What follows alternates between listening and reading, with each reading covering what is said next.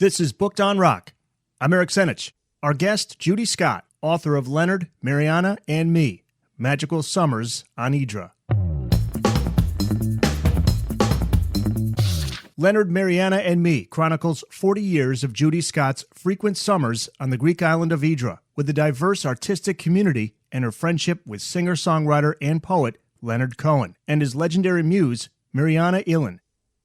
This memoir, based on Scott's notebooks and journals, includes incidents in their lives and relationship to one another at a point when it was changing forever that have never been discussed before. As Cohen himself observed of this book when Scott sent the manuscript to him for his approval, I particularly admire the detail and honesty of the piece. One of the more unique features in this recounting is the emerging acknowledgment the author confronts of her own sexuality. As she writes, "It did not take long for Leonard to recognize that I was more attracted to Marianne than I was to him, though I came to love him too in the end." The book also describes Hydra in the early 1970s in great detail, a unique place filled with astonishing physical beauty and an incomparable atmosphere of serenity and peaceful energy. The island contained a small foreign community of like-minded creative souls, artists, musicians, writers, and their supporters and admirers. As Scott explains, Hydra in the late 60s and early 70s was at its creative zenith. Like Paris in the 30s, Harlem in the 40s, Greenwich Village in the 50s, San Francisco in the 60s, Hydra in the 70s was the place to be. The memoir, though it centers on Scott's most important, most impactful interactions with Leonard and Marianne, also contains several portraits of other Hydra habitués, all members of the same small expat community, all close friends and occasional lovers of Leonard and Marianne, all uniquely interesting in their own right. Leonard, Marianne, and Me is a story of a special time, place, and cast of characters, a travelogue of an enchanted island, as it was back then and still is to this day, backlit by the glow of Leonard Cohen and his muse, Marianne. And here to talk about the book is Judy Scott. To listen to the songs discussed in this episode, check out the show notes page. Judy, thank you so much for being on the podcast. My pleasure. Absolutely. So if you could introduce yourself to our listeners, you wrote in the book that you're a Jersey girl. You were born and raised in New Jersey. And what led up to your traveling adventures? Because as we'll read, you are quite the traveler. You've been to many of the most beautiful places in the world. Oh, yeah. I love to travel. I left New Jersey when I was 18 to go to college. And I had relatives in Los Angeles who invited me to come out and stay with them. I was going to go to college in Kentucky, but somehow Los Angeles sounded so much more interesting. Yeah, I would think. Yes. So I went out to college. I went to junior college first in Los Angeles, a college called Pierce. And then I transferred to Cal State Northridge. And it took me 8 years to get through because I kept quitting to travel or to get money to finish college. So that's my story. And when I was 27, on my second trip to Europe, hitchhiking back in those days, hitching was very normal and respectable, not anymore. And it's funny because I was traveling, hitchhiking and staying in youth hostels, very cheap in those days, student hostels. And I met a bunch of people at another Greek island called Corfu, beautiful island. And we all decided that we would travel together. There were 5 of us to Athens and then to Istanbul. I almost called my book I Never Made It to Istanbul because I never did. And when we got to Athens, they were like, well, let's go to one more island Greek island before we go to Istanbul. I said, all right, but I don't want to do an overnight, so let's find a close island. And they went off to the student travel office and they said, we found the perfect one. It's Hydra, and it's only 3 hours by boat. In those days, there were no hydrofoils. And I said, okay, that sounds perfect. And we got tickets, and everything was cheap in those days, which is why we were all in Greece. And the rest was history. I went to Hydra, fell in love with it, met a wonderful Greek man. The book is dedicated to George Lialios, who was a very close friend of Leonard Cohen's. And it was just serendipity that I happened to be there, meet Marianne, and then find out that Leonard was coming. He was already living in Montreal with his second wife, so to speak. None of his amours were ever, he never married technically or officially. But he was living with Suzanne, his second, and his son, Adam, who was 2 at the time. But he still maintained this relationship with Mariana. In fact, I think I was at the very end of it. I was, with them at the very end. They never were together again after that summer that I spent with them. And this is a good lesson in pronunciation, because how many times have people said it's Hydra? It's Hydra. It's funny because, yes, when you live on the island, we always say the tourists say Hydra, but the natives say Hydra, because that is the Greek pronunciation. Yeah, silent H, Hydra. Okay, interesting. Exactly. Yeah, in Greek it's Ydra in the Greek alphabet, Hydra. Yeah, so you knew right away who was an outsider if they said Hydra. Yeah. Absolutely. The Australians, even the ones who live there, still sometimes call it Hydra. As the reader, I'm so appreciative that you included this introduction to the book, the preface, which is about not only why you decided to write this book, but how it was as a result of a discussion that you had with Leonard in 2016. You write that he said to you when you became friends years ago, quote, "Promise you won't write about us." And then in 2016, you're faced with this decision. You were asked to be part of a project which featured your recollections of your experiences on Hydra. And from there, you were faced with this decision. What do I do? And then you reached out to Leonard. If you could talk about that story. Yes, we always stayed in loose contact with one another. I mean, he was wonderful at always responding to any email or a phone call that I made to him. And so I did reach out. I had been invited to join a bunch of people from Hydra, expats mostly, some artists, some writers, with a compendium of a bunch of recollections and memoirs and things like that. And I sent him an email and I said, "Dear Leonard, I hope that you're doing well. I have been invited to join a bunch of people." And I mentioned some names that I knew he would know, and write something for this memoir. But before I would do that, because you asked me many years ago not to write about you, I would seek your blessing. I'm sending you the material. If you have any time, I'd really appreciate it if you look at it and let me know if you have any objections or edits or anything of that nature. Because you were so kind and so good to me during that period of time, I would never want to do anything to upset you. And he wrote back the very next day, which was absolutely astonishing to me and wonderful, because he said, "Dear Judy, thank you for sending this very fine piece of work for which I have no objections whatsoever." And he went on to say, I truly admire the detail and honesty of the piece. So that was just like, okay, I think maybe I got something here. And I decided to do something on my own with it. And you were very honest with him. You even said to him, "Some of what I write you may find disturbing." So you put that all out there for him. Were you surprised? Did you think he was going to say, "Thanks for letting me know, but I'd rather you not"? Yeah, there was some kind of controversial stuff about Suzanne and the kids when I was there in 1975. And I knew that he didn't know some of it. So I wanted to let him know that if he did have a problem with it, I would remove it. And he had no problem at all. Amazing. He had his trust in you. Yeah. Right.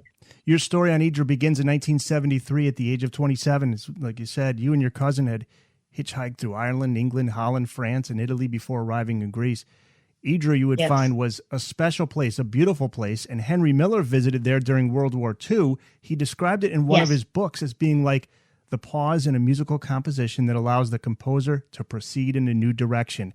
After Hydra, it is no longer about the destination. It's all about the path. Beautifully written. If you could talk about Hydra, what was your first impression when you get there? Well, it is a startlingly beautiful island and very unique.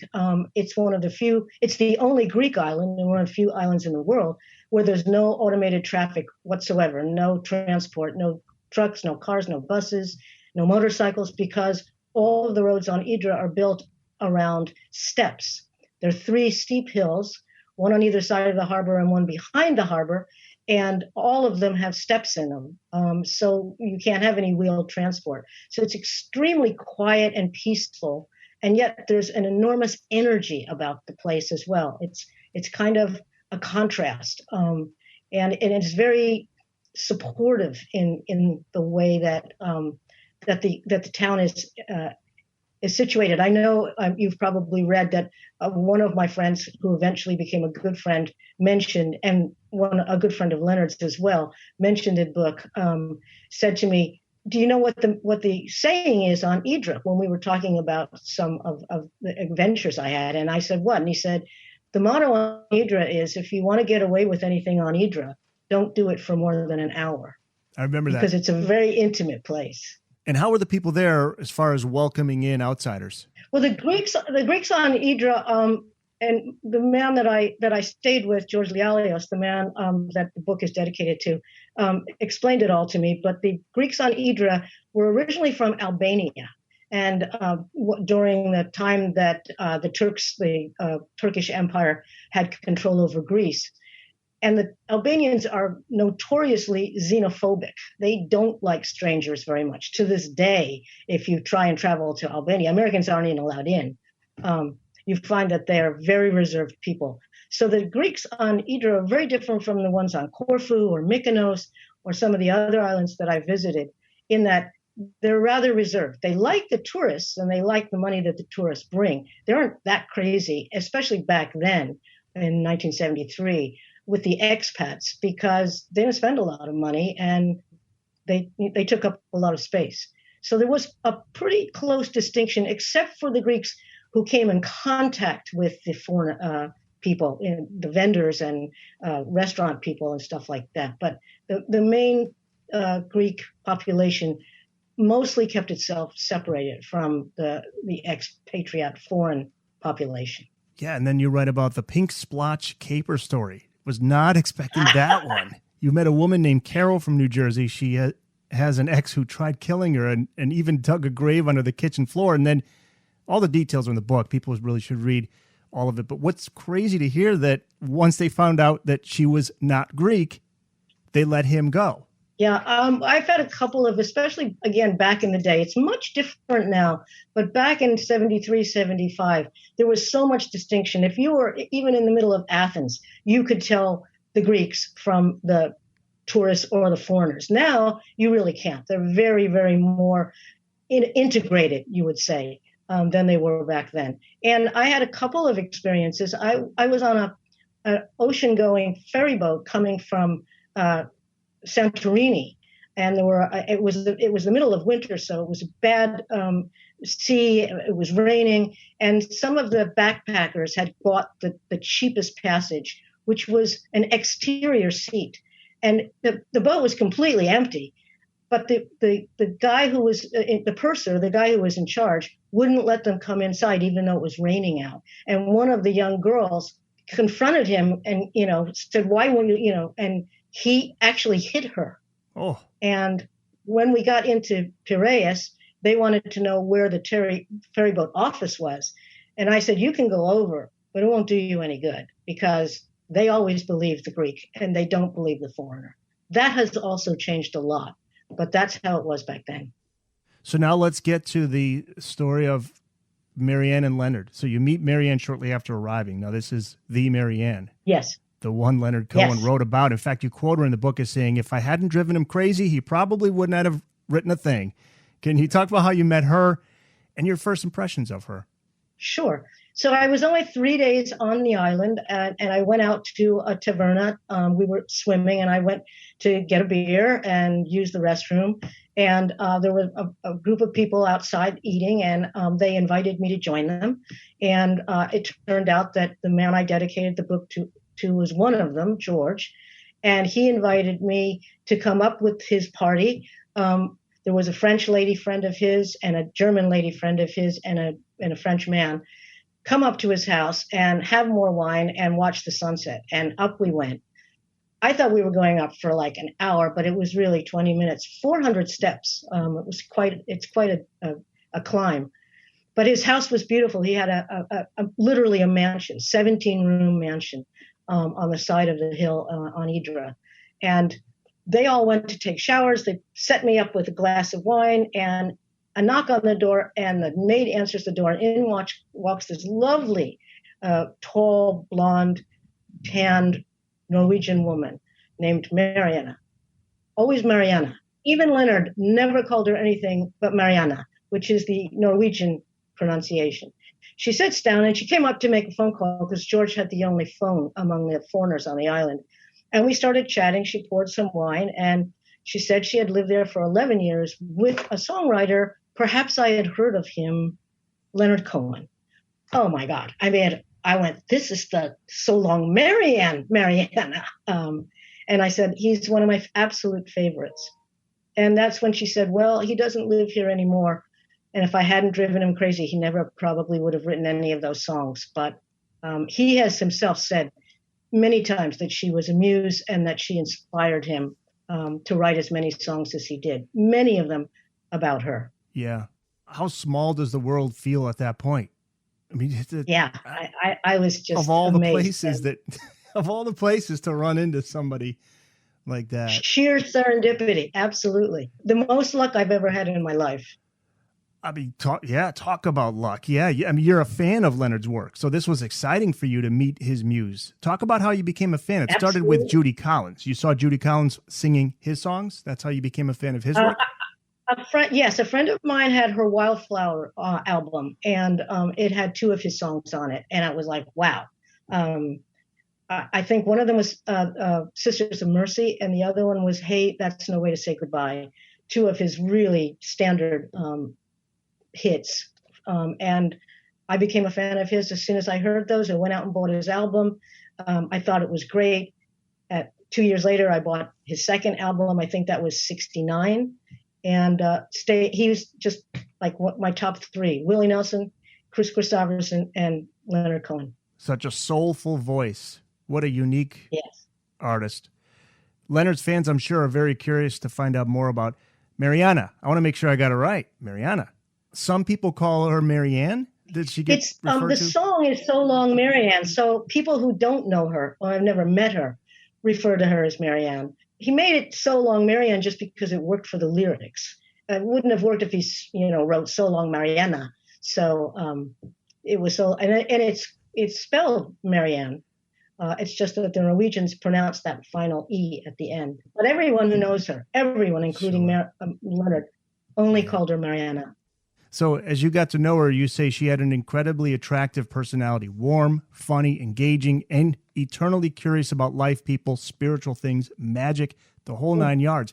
But at the same time, during the course of that time you knew her, you found her to be, as you write it, magnificently manipulative. So she also displayed some abrupt emotional reversals, like unexpected shuns, but then almost immediately you're again the center of her attention. And when you're reading this book, I know I can understand now how Leonard could be so inspired to write songs about her. Just an amazing personality, larger than life. Yes, and she had many affairs, love affairs. I mean, she was an extremely expansive person, very social person. Leonard was gone a lot of the time when they were together, during the 11 years that they were together. And both of them were just, very physically and emotionally attractive people. It was, they attracted people to them, and they enjoyed that. I think both of them did. So they were never 100% faithful to one another from, I would say, the first 3 or 4 years out. And again, because he was gone so often, and there were so many interesting people on Hydra, she had affairs with quite a number of people. I mentioned that in the book, and at least on an emotional level, I was one of them. So the manipulation comes in the emotional affair that we had, which was much stronger than just an ordinary friendship. When people are young, and especially these folks who are young, beautiful people, interesting, how do you have a committed relationship? I can't imagine that you can even possibly do that. I was going to ask you later in the interview, if Leonard wasn't famous and he wasn't the Leonard Cohen, maybe would he have been able to have a long-term relationship with her till the end, do you think? If he was not on the road a lot, if he wasn't famous? I don't think it was in his nature. I don't think it was in his personality to stick with one person, with one woman for his life, for life. I mean, he was always searching, always moving. So was she, always interested in new people and new adventures and new relationships. So no, I don't think I can't imagine him not being as a creative genius that he was, and being that he was always moving on. I think you probably read the part where I talked about the lyrics in Hallelujah, and that's disclosed in the book that one of the lyrics in Hallelujah was something that Marianne told me about, and that was that he had a very intense relationship with his mother, who was a really dominant figure in his life. And when he was a child, she used to cut his hair. And as he got older, he didn't want her to cut his hair. So she would take one of his father's neckties and tie him to a chair in the kitchen. In Hallelujah, there is a lyric, she tied you to a kitchen chair, she broke your throne, and she cut your hair. And from your mouth, she got the Hallelujah. And Marianne said, I really think because of those kinds of experiences with his mother, he could not say no to women. He was always acquiescing to women, but he also couldn't stick around for a long period of time. He was always escaping those women. Yeah, I certainly remember that part of the book. In fact, that's probably one of the, if not the most standout moments of the book, because it offers some insight into Leonard. And that leads me to that question, was he even capable of having a long-term relationship? But there was a quote that I heard from producer Ron Cornelius in a recent documentary, and he said Leonard always had that feeling that he was after something that he couldn't get his hands around, but didn't really know what he was chasing, which left him in a dark place. Was Leonard chasing something in his relationships with women? And if so, what do you think he was chasing? Boy, I don't think he knew. So I would be hard-pressed to guess what he was chasing. Certainly contentment. I mean, he suffered from depression his entire life, and a certain kind of peace and contentment, which I think he did find much later in life, although not with just one person. He had some very close relationships, even into his 70s, but they weren't long lasting. And Johnny, who he did an album with, was a woman that he was involved with. She had been a backup singer, I believe, and she had been married to his lawyer, Robert Corey, who's his executor, and that's how he met her. But even that relationship didn't sustain right to the end. He was always searching for something I don't think he could identify or define, and I don't know what that was. Your meeting with him, I believe, from what I remember reading in the book, you were about to leave the next day, and Marianne said, no, you cannot leave. You have to stay and meet Leonard. And that was all you needed to hear. Exactly. And I was running out of money, and I was, still really interested in traveling. And then she got word through phone call from a mutual friend in Athens, John Servos, that Leonard was coming. And then she said, well, you can't leave. And nothing ever would have caused me to leave once I knew I was going to meet my idol. Oh, yeah. I can imagine. Yeah. Nothing would have kept you from hanging out. And then you first meet him, and what is that like? Because he treated you very kindly after meeting him. He made time to sit and chat with you, very warm and kind to you. Absolutely. A totally charming person. He loved women, and we got along so well. And as I said in the book, Marianne, because she was my primary focus, because I'm gay, and even she said, it's almost scary how well you fit in with the whole family. Her son, Axel, who I was very close to, was 13 at the time, but very mature for his age because there weren't a lot of kids on the island, and he didn't interact much with the Greek children. So he was used to being around adults, and there was a lot of interaction between some of the foreign children on the island and the adults. So he was a pretty mature kid, and I used to have dinner with them almost every single night. Marianne said, it almost scares me how close you've become to not just me, but the whole family, Leonard and Axel and you and me. You even sang? That scared me too. Yeah, it scared you? Yeah. I mean, it was like, I don't even know what's going on here, this dynamic. I mean, I just feel like this, little kind of hippie girl who's all of a sudden been embraced by these really, really incredibly special people, including this musical genius. So yeah, it scared me, but I did sing with them. I was always been a good singer, and and he did even offer to send me to Clive Davis. He said, Judy, Yes. you sing as good as any backup singer I've ever worked with, so I can send you to Clive Davis if you like. And like a complete fool, and I still don't know to this day, 40 years later, I said, oh no, I think I have to make it on my own, Leonard, but thank you. But we sang together, and he was working on a song that became The Singer Must Die, which is a beautiful song of his. And I would sing, I didn't sing harmony, but I did sing along with him. And he seemed to really enjoy that. Yeah. And then there was the Kevin Barry and the Danny Boy times when I would sing with him and his very best friend, Anthony Kingsmill, who became a very good friend of mine as well, an English painter. Do you think what if he came at it a different way? What if he said, hey, I want you to come with me on tour and be one of my singers? Would you have done that? I think I would have.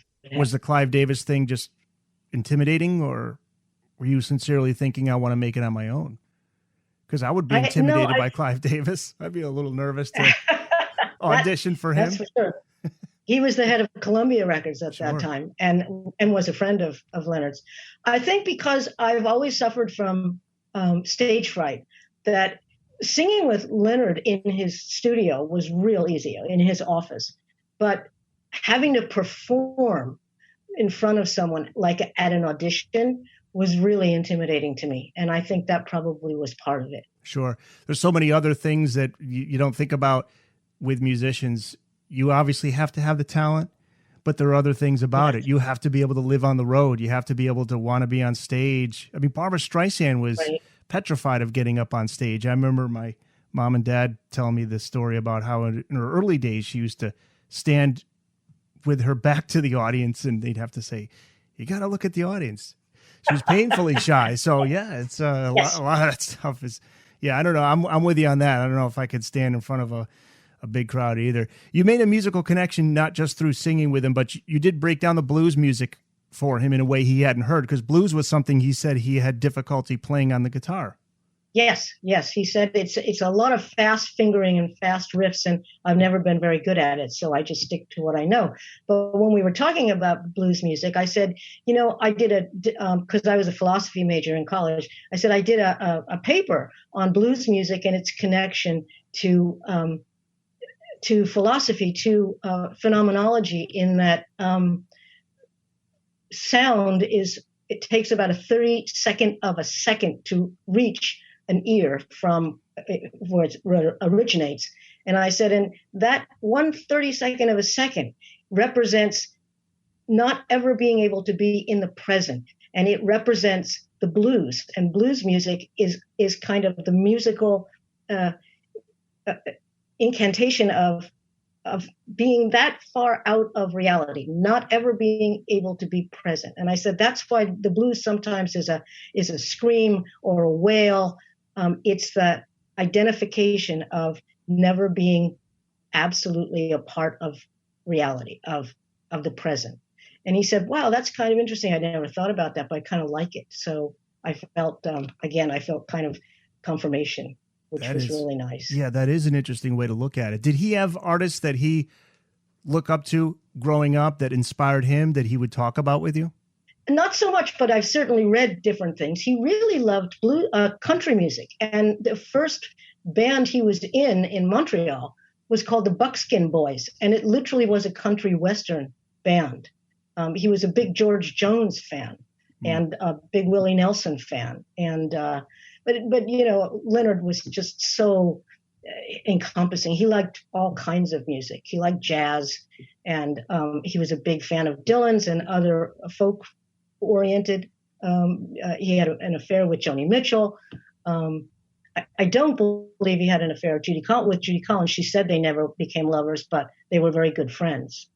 Did he ever talk about the current artists of the time, the bands and artists that were on the top 40 charts? Did he like it, not like it? What did he think of those bands, like the Rolling Stones, or I'm trying to think now, and this is the 70s, so Grateful Dead, the Beatles, yeah. Zeppelin. Did he ever talk about some of the current bands of the time? He didn't, but he was such a fan of just really good quality music, good melody, good lyrics, good performance. That I know he knew Mick Jagger. He knew some of the Beatles. I mean, George Harrison especially because they were all religious seekers as well, and so was Leonard. So they were kind of in the same frame of mind in those days. Yep. And Janis Joplin is a name that has been associated with Lennon. Yeah. The song Chelsea Hotel No. 2. Leonard and Janis had a brief romance at a hotel in New York City. Leonard expressed some regret about disclosing it was about Janis, huh? Yeah, he told me that he was sorry that he had mentioned that, because he also told me, Judy, I'm not one of those guys who loses respect for someone, for a woman, once I've had sex with her, once I've been involved with her. I am grateful for every single woman who has ever granted me that experience. And I think it was a point of pride to him that he always did maintain that respect and that connection to all of the women that he had been with. And that was why he was sorry that he had mentioned Janis Joplin, but it became such a myth, such a story, that it had a life of its own. And, in the end, she was gone very soon after that anyway. So it was, no real harm to her. She was known for being pretty promiscuous. Hey, it was sex, drugs, and rock and roll in those days. So, everybody was. The Booked on Rock podcast will return after this. This is Bill Schnee, author of the book Chairman at the Board, and you're listening to the Booked on Rock podcast with Eric Senich. We're back with more of the Booked on Rock podcast. One of Us Cannot Be Wrong includes lyrics about living in Hydra during the summertime in the early 70s, and one of the lighthearted lines, the line about mosquitoes. A lot of mosquitoes in Hydra? Well, yeah, and a lot of people, and I've read, there's 2 whole books on Hallelujah coming out or have been out now. A lot of people try and read in, and I'm sure there are multiple references. There are thin green candles, but that lyric says, I lit a thin green candle to make you jealous of me. The room just filled up with mosquitoes. They heard that my body was free. Well, in those days, we had a problem with mosquitoes because every single house on Hydra had a cistern, and the cisterns could not be sealed. So they were perfect mosquito breeding places. So we would get these coils. They were little round green coils. They were like incense coils, and we would light them in the evening, and the smoke would disperse the mosquitoes, and you would kind of hope that it was going to last all night long. And I'm quite certain that green candles and mosquitoes in that lyric are connected to that experience we all had of using those smoke coils. A lot of cats, too. Didn't I read something about a lot of cats in Hydra? Oh, it's known as the island of cats, mainly because there's no cars. Cats just roam free, and it's a big fishing port as well as tourist area. And the fishermen would come and gut the fish and stuff and throw the entrails to the cats. The cats were also very useful in keeping rodents from coming on the island from there are many boats and ships that would come in. So they were very useful, and so they were encouraged. Plus, the tourists really liked them. So that was another reason that the Greeks really tolerated them. And Leonard certainly could pour his heart and soul into his vocals. It's on that song that at the end, his chanting became a series of screams, and Mariana said that they had to drag him out of the recording booth, and this is for One of Us Cannot Be Wrong. Yeah, that's intense stuff right there. Now that's getting close to the blues. He's pouring his heart and soul into the vocals. Absolutely. You're right. And that was a funny story. I mean, because their relationship was always very tumultuous. They were very intense people, very emotionally, engaged people. And so they never had a whole lot of peace and quiet and contentment, I would say, after the first 2 years. But they stuck it together. They sure did. For 11. The Master song is about, if you could talk about this one, it's about a spiritual teacher named John Star Cook. Yeah, he was a very interesting person. He was a teacher. He was a guru he was especially a guru to Marianne's first husband, Axel Jensen, who was a very successful Norwegian writer. And he met him in North Africa. The man had a lot of connections with some of the spiritual new age things that were going on in the late 60s. He was involved in Scientology for a brief period of time. So was Leonard. So was George Lialios, but only briefly. I think they became disillusioned pretty quickly with that whole movement. But John Starr Cook ended up in Mexico, and one of their big breakups, when Marianne was living in Montreal with Leonard, she left him and went down to Mexico.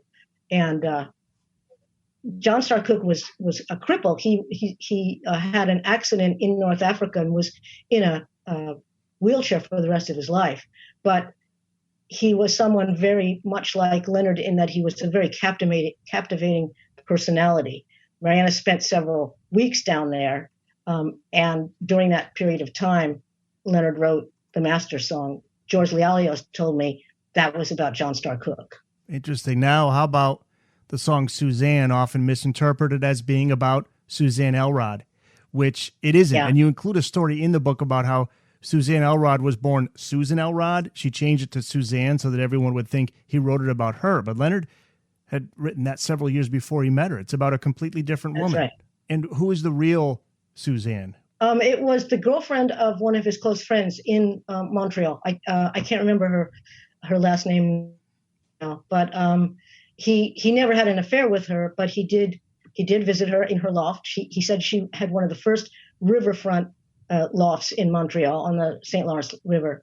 And she did actually give him, he said, not so much tea and oranges, but tea that had orange pieces in it. And so that was the derivation of she fed me tea and oranges that came all the way from China. It was Chinese tea. Is it Suzanne Verdal? Her name was Suzanne Verdal. Yes, that's right. Suzanne Verdal. I cheated, Judy. I cheated. I went to Wikipedia. You looked it up. I cheated. But Suzanne was an interesting figure, huh? She, you didn't get along with her all that well. I don't think many people did from getting that vibe from your book. No, it's too bad. I mean, she's very attractive and very personable, but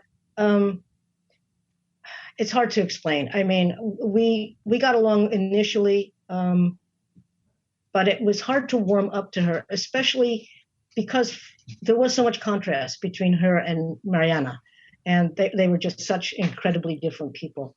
But, you know, and she and Leonard had a very difficult and divisive breakup.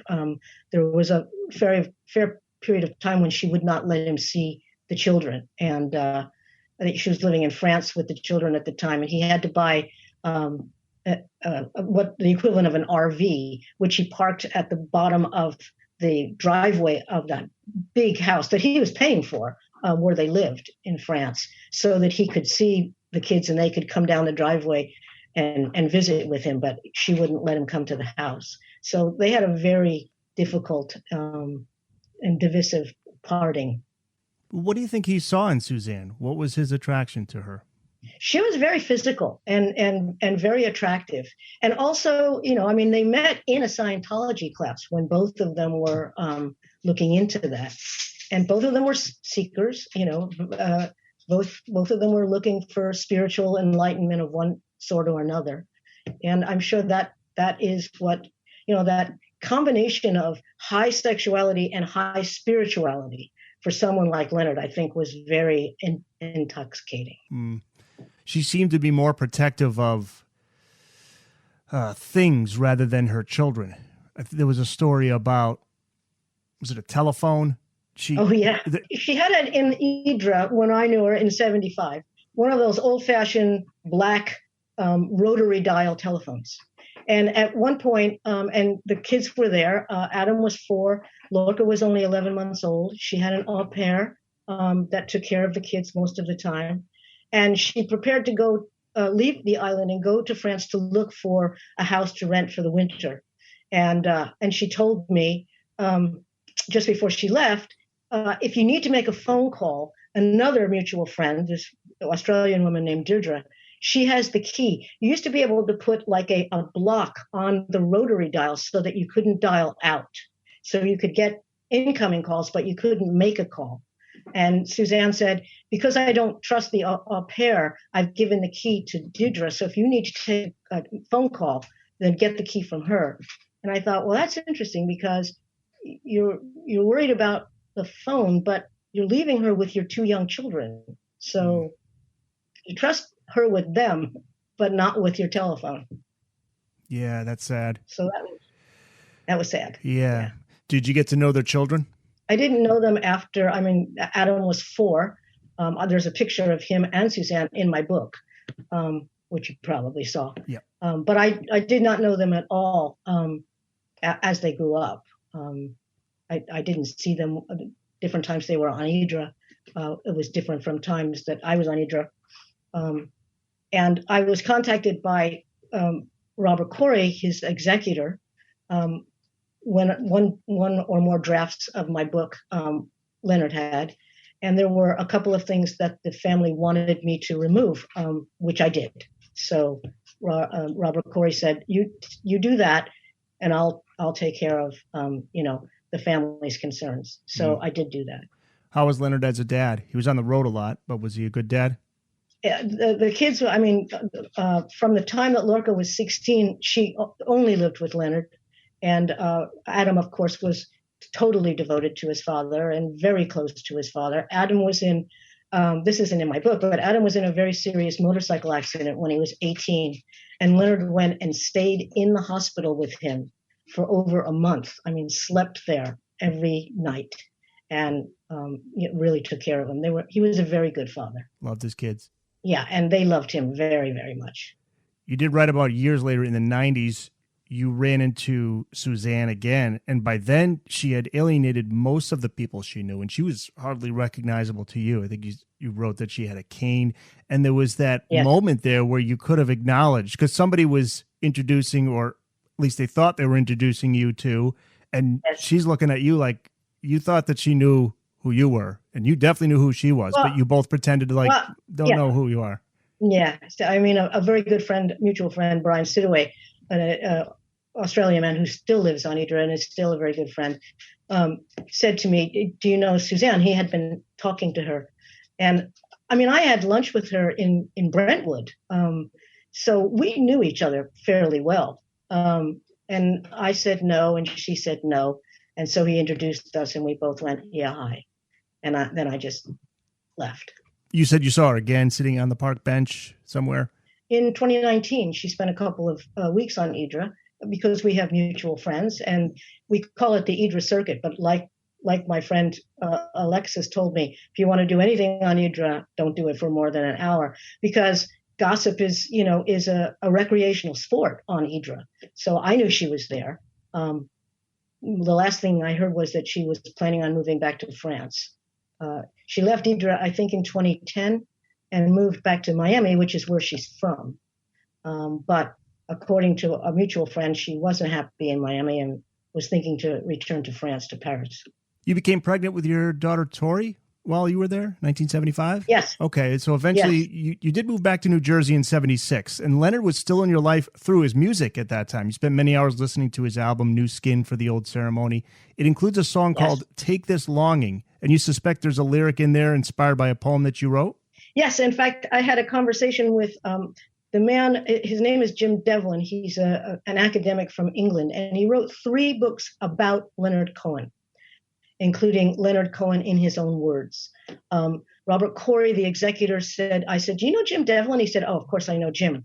And I sent my book to Jim, and he loved it. In fact, he wrote me this wonderful email after I sent it, a digital version, and said, "Judy, I haven't read a book in one sitting since I was 4 years old until I read your book. And I sat in front of my computer for 4 hours and didn't move." And he said, "Well, I got up to get another glass of wine, but I didn't move. And I'll have more to say about your book, but I'm going to end by just telling you tonight, Judy, your book is wonderful." Wow, that's awesome. That just meant so much to me. So when we went further conversation, I said, "Did you notice in the poem that I wrote that it says, in the night that I spent with Mariana, everything depends upon how close you sleep to me?" And Leonard's song, Take This Longing, says, basically the same thing. Everything depends upon how close you sleep to me. Actually, what she said to me was, you don't have to sleep so far away. But Leonard was in the house, and so we weren't going to do anything but sleep. And she said, I can't do anything when he's in the house. And I said, okay, went over to the other side of the bed. And then she said, well, you don't have to sleep so far away. So I, okay, back over to her side of the bed. And that was in the poem that I sent to Leonard, that conversation. So, yeah, Jim said, yes, I definitely noticed the connection between your poem and that lyric. Did you ask him if that was the case? I never did. And again, he uses multiple sources and multiple inspirations. I think that poem of mine was one of them, because he uses whatever is around him, whatever is in front of him. But I'm not saying that it's exclusively. It might have been responsible or partly responsible for that particular lyric. But, the song is a beautiful song. And I think it is about Mariana. Take this longing from my tongue. All the wicked things our hearts have done, something like that. So, yeah, he uses everything. And I was just happened to be there at the time in that poem that was in front of him. He actually showed it, though, to Mariana. Subsequently, he's doing a world tour and played Oslo, and he showed her the poem. And she mentioned that to me when I saw her. And I kind of went, oh, yeah, I think he, made some reference. But I was feeling kind of guilty because I kind of, betrayed her trust when I sent him that. You had a little bit of a falling out with Mariana. There was somebody she was with that you weren't happy with, right? That's what happened. That was Jean-Marc. Yeah. And that's, that was a really incredible, it's one of those Hydra reaching out and just always reaching out to you in many, many different places. But Jean-Marc, she had told me about, he was a very big love of hers, and he was crazy about her. French man, very good looking. He lives on Hydra now with his Australian wife.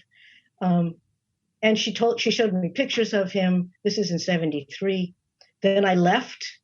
Leonard was still there. I went to Paris, where I was intending to go. And I went out with some friends to the Greek travel office. One of my friends was going to Greece with his family. We went out to dinner. We were seated at a table with two Frenchmen. And we had all the brochures from the Greek travel office. And one of the Frenchmen said to me in English, do you like Greece? And I said, yes, I just came from there. And he said, well, where do you stay when you're in Greece? And I said, well, one of the islands. And he said, which island? And I said, well, Hydra. And he said, I know Hydra. Do you know Mariana? And I was like, I had just left her, 4 days before, sitting in the harbor saying, I guess I love you. And so this was just so shocking. I said, who are you? He said, Jean-Marc. I said, out of all the 3 million people in Paris, I ran into one of her major lovers 4 days after leaving her. That's the kind of thing that Hydra comes back and just grabs you with. Amazing. Did you not think he was good for her, and that got back to her? No, it's just that I wrote to her. I left Paris. He was very generous. He bought me a ticket to go back to London and Cambridge. And I wrote her and said, I'm thinking about coming back. I really miss you, and I really miss the island. And what do you think about that? And she wrote me back right away and said, yes, seeing Leonard and me here and now, you should come back. So I borrowed some money and I bought another student ticket. I think it took about a week for it to all transpire. And back I went to Hydra. And I went back to George's house and said, it's okay, can I come back? He was like, yeah, of course. And I said, so how's Leonard and Mariana? And he said, oh, Leonard left about a week ago. Oh, and Jean-Marc is here now. Oh, well, I wasn't expecting that. So, so there were no more late night tete-a-tetes and no more dancing and no more drinking together because Jean-Marc was there and she was back with him. Okay. So I was jealous. Yeah. But you had that beautiful reunion with Mariana in 2011 in Hydra. You reconnected through Facebook after almost 35 years. You were with your partner, Monica. Yes. Mariana was with her then husband. And it really comes through in the book just how important that was to you. Oh, yeah. I'd been to Hydra like every 2 years from 80 anyway, when my daughter was born. And I was always missing her. You know, she had been there like a week before, or she was arriving 2 weeks later. And I mean, I left presents for her, and we did correspond. I mean, as you saw, our whole correspondence is in the book. Her estate was very kind in allowing me to publish her letters to me and giving me back my letters to her. So the entire correspondence is in the book. And in 82, I think, was the last letter I sent her. Then she was married to her second husband, Jan, at that point. And we kind of lost touch for probably 15 years. Didn't hear anything from her. Then we got email, and we started emailing one another. And then we got Facebook, and I helped her set up her Facebook page. She was like, do I have to be friends with all these people? I said, no. I know. Facebook is suggesting friends to you. You don't have to accept them. Right. She was like, good, because I don't even know some of these people. But, you know, true. She didn't know how Facebook worked. So we finally arranged to meet again in 2011. And that was after 35 years. That was really great. Well, you know, now knowing, you look back now and she's since passed, and just how important that became even more so. It was just for you closure. Yeah. Yeah. Well, I saw her again in 2013, again on Hydra. That was the last time I saw her. Okay. And Monica was there, of course. And we, you know, she said, come and visit in Oslo. You know, you've only been here once. Then we said, okay, our next European trip will come to Oslo. And unfortunately, she passed away in 2016. And we actually went back to Europe in the fall of 2016, but she was already gone. Is this the part of the book where the last words you said to her were, before getting on the Hydra fall to go back to Athens, you hugged her and you whispered in her ear and you said, I have always loved you. She smiled that old familiar smile and waved goodbye. Yes. Yes. It was very touching, you know, it just kind of gave completion in a way to the whole relationship. She passed in 2016. What will you remember most about Mariana? Just what an incredible person she was. Just, you know, I mean, just everything about her she was beautiful. She was warm. She was funny. She was bright. She was interested in everyone and in everything. She gave you her full attention, and, you know, and she loved me, which was just an amazing thing. And I think fans of Leonard Cohen, just hearing you say that means a lot to them because of all the songs that he wrote and all the songs his fans love. Most of them are about her. Yeah, it's very true. You wrote that you tried keeping in touch with Leonard. That grew more infrequent over the years. Last time you saw him was December of 2009 in Los Angeles. That's where he was living. And again, an emotional moment you write of. It was a magic time, wasn't it? You asked him, and he nodded. Yes, he said. Softly it was. What did he mean to you? What do you think of him when you look back on him? Well, we ended that meeting. I was delivering something for a mutual friend that they'd left on Hydra and that came into my possession. And they said, Hazel said, now take the camera over to Leonard's. This is the address, but if he doesn't answer the door, just leave it on the porch. So I was like, okay, I can do that. And I went over with a friend, and we were on our way to a party, and he came out onto the porch. He lived upstairs in their duplex and just embraced me, which was just, I said, wow, it's been a long time. And he said, it's good to see you again. And he invited us in, and he gave us red sina and some hummus and crackers. And he said, bring your friend up, my friend Cedering. And I did. And then he took us into his office to listen to a song that he was working on. And then when I was leaving, I hugged him and said, I always hoped I'd see you again. And he said, and he really, you know, hugged me tightly. And he said, now you have. And I said, yes, now I have. And that was a lovely ending. That was in December 2009. Yeah, and we emailed since then. I had his email. That's how I managed to send him my memoir. But mostly it was just like happy birthday or happy Hanukkah or season's greetings, things of that nature. There weren't any extensive emails, and I never kept them except for the one about my memoir. And he passed in 2016, just over 3 months after Marianne passed. That's right. And she passed at the end of July, and he passed the beginning of November, the day before the 2016 election. I guess there was some questions over what exactly it was that he wrote something after she passed away, something about he's going to be seeing her soon, or there was some, was that a letter he wrote to her?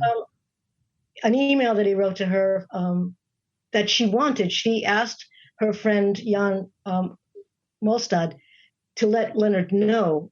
They'd always stayed in touch. Even in 2009, when I said to Leonard, I'm in touch with Marianne, he said, oh, I am too. So they always stayed in touch, not real closely, but there was always an ongoing connection. And he wrote a beautiful response when Jan Molstad, not her husband, but her friend, contacted him and said, Marianne is in the hospital and she's very close to dying. And Leonard wrote her a lovely letter saying, just reach out your hand and I will be there. I'm sure I'm going to be joining you very soon. And he also said, I loved you for your beauty and your wisdom, but you knew that. And now he said, so long, old friend, see you down the road. And it was the friend said she just reached out her hand and smiled, and she passed away the next day. He wrote a song on his last album called Now You're Gone, Were You Ever Really One? And it was about her, for sure. And, it talked about their love in the past tense. But, I think it was the last song he wrote for her. Wow. Yeah, this is the quote. Well, Marianne, it's come to this time when we are really so old and our bodies are falling apart, and I think I will follow you very soon. Know that I am so close behind you that if you stretch out your hand, I think you can reach mine. That's beautiful. Yes. Well, what you did in this book it's written so beautifully as well, and I just want to read. Yeah, just at the end of the book, you write of your time with Leonard and Marianne. And you write, one of my favorite LC songs is Famous Blue Raincoat, and you treated my woman to a flake of your life. And when she came back, she was nobody's wife. That's how my time with Leonard and Marianne felt. Once upon a time, I shared a brief but so precious flake of their very full, very eventful lives. And even though I was not totally changed or transformed, it did give me something I'd never really had, a new feeling of self-worth and self-confidence, an unforgettable time. Beautifully written. The book, it comes out July 1st, right? The release date? Yes. Okay. Yes. Okay. How does it feel to finally get to share this story? It's really magical. It really is. It's wonderful. It's something that I never really expected. It was quite a long process. I got a literary agent. She happened to be someone I didn't know from Hydra, but who goes to Hydra. In fact, she's going next week to Hydra with her husband. She's a literary agent, and through a mutual friend, I got my work to her, and she really, really liked it. But we worked on it. When I sent it to Leonard, as I said, it was like 100 pages. Now it's 240 pages. A lot of it is about the island itself and other people on the island that we knew. And there are 55 photos in it. And if I can plug it, it's available on Amazon, Walmart, Target, and Barnes & Noble. The cover, too, I want to ask you about. There's a photo of you there. Where was that photo taken? Yeah. That was taken on Leonard's terrace, and he took it. It's a captivating shot of the island, too, beneath. Yeah, that's, I think, a stock photo. I didn't design the cover. I, in fact, had nothing to do with designing the cover. The publisher did that, but I think it's beautiful. I think they did a real good job. So, yeah, as you said, Amazon, Walmart, any other sites you would like people to know about or social media pages where people can contact you and chat with you a little bit? I'm on Facebook, and I'm very approachable. So, Judy Scott, I think if you put, because I think there's a bunch of Judy Scotts, but if you put Los Angeles, I think you get to me. And there are a couple of Leonard Cohen Facebook pages that are very popular. I Need a Daily Dose of Leonard Cohen, I think, is one. And then there's one just called Leonard Cohen. And it has like 40,000 followers. So that's always an interesting one to go to. And I think my promo for my book is up on the pages. And it is, if I'm a real supporter of local bookstores. We're going to have we're going to have an event, a reading, and I'm very lucky because a very well-known music columnist and writer named Paul Zollo, who actually interviewed Leonard in his book, Songwriters on Songwriting. He interviewed Dylan, he interviewed Tom Petty, he interviewed all the major, Jackson Browne. They're all in this book, including Leonard. And he's going to be the interviewer on July 8th in the Culver City bookstore called The Village Well, interviewing me, which is like, I just found out about this today. It's very exciting. Outstanding. I really encourage people to go to their local bookstores. They'll order my book for you if you go and patronize your local bookstores, because they really need, even though Amazon's the one that kind of counts to my publisher, I really want people to try and patronize their local bookstores. Judy, thanks so much for being on the podcast. Great, Eric. Thank you so much. Thanks to Judy Scott for taking us through her book, Leonard, Marianne, and Me, Magical Summers on Hydra. Be sure to subscribe to Booked on Rock at Spreaker or wherever you listen to your favorite podcasts. You can find us online at bookedonrock.com, on Facebook at facebook.com/bookedonrockpodcast, on Twitter at bookedonrock. The email address, thebookedonrockpodcast@gmail.com. You can also contact us through the website. If you're an author of a book on rock and you want to be on the podcast, just send me an email. I'm Eric Senich. Look forward to having you back again next time for another brand new episode of Booked on Rock.